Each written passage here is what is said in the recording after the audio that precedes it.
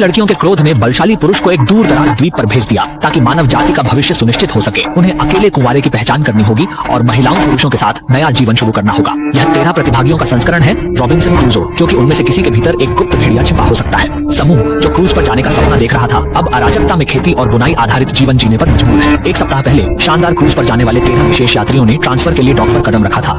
सब कुछ तब तक शांत था। सभी खाने पीने और मस्ती करने में व्यस्त थे, जैसे भविष्य की कोई आपदा का पूर्वाभास नहीं था। मार्क ने नाव के कप्तान को लंबे समय से गायब पाया और इस वजह से वह कैप्टन केबिन की ओर चला गया, यह जानने के लिए कि वे क्रूज पर कब पहुंचेंगे। लेकिन जब वह वहां पहुंचा तो उसने देखा कि केबिन में काला धुआं निकल रहा था। जलने की तीव्र गंध थी। स्थिति के गंभीर होने की आशंका समझते हुए मार्क तेजी से अंदर पहुंचा और पाया कि पूरा इंजन रूम जल रहा था और उसके चारों ओर अजीब तेल के ड्रम इकट्ठे हुए थे।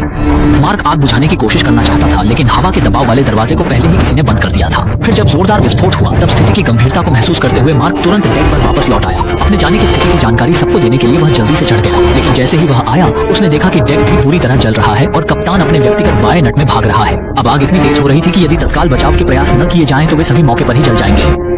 यात्री अब अनियंत्रित स्थिति में थे, क्योंकि इंजन रूम में चिनाई हुई ज्वलनशील पेट्रोल के ड्रम जो किसी भी समय विस्फोट कर सकते थे। कुछ डरपोक यात्रियों ने मौत से बचने के लिए समुद्र में कूदने का निर्णय लिया, लेकिन समुद्र में तैरने के लिए कुछ भी तैरने योग्य मदद के बिना यह संभव नहीं था। इसलिए स्थिति को देखते हुए मार्क ने कुछ साथियों को इकट्ठा किया और छत के तख्ते का उपयोग तैरने वाले मचान के रूप में करने का फैसला किया। जैसे जैसे आग बढ़ी, तेल के ड्रम विस्फोट सीमा को पार कर गए। सबसे संकट भरे समय में अंततः छत ने जहाज के ढांचे को छोड़ दिया और यात्रियों ने तेजी से पानी में कूदकर जान बचाई। जब आग का बड़ा विस्फोट हुआ तो एक भी बड़ा धमाका हो गया। जहाज तुरंत टुकड़ों में बदल गया। सौभाग्यवश आखिरी सेकंड में मार्क ने समुद्र में छलांग लगाई और यह उसका भाग्य था जिसने उसकी जान बचाई।